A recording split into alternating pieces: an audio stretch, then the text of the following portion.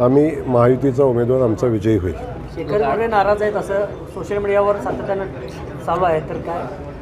शेखर गोरे माझे बंधू आहेत.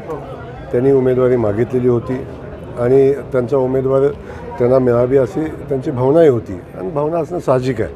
त्यामुळं माझी त्यांच्याशी चर्चा असते. मला नाही वाटत की शेवटी उमेदवारी नाही मिळाली तर थोडीशी नाराजी असणं साहजिक आहे, परंतु आम्ही सगळेजण एकत्र काम करू आणि महायुतीचा उमेदवार निवडून आणू.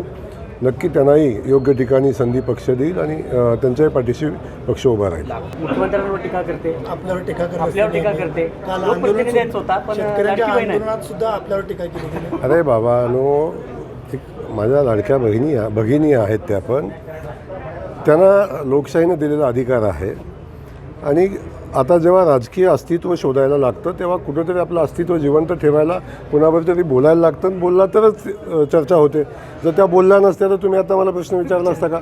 त्यामुळे राजकीय अस्तित्व, आता ज्यांचा अख्ख्या जिल्ह्यातलं मताची संख्या 4 आहे 810 पैकी, आता शेवटी मीडियाच्या माध्यमातून तरी अस्तित्व जिवंत ठेवणं हे आवश्यक असतं. त्यामुळं कोण काय बोलतं याला अधिकचं महत्त्व देणं आवश्यक वाटत नाही मला.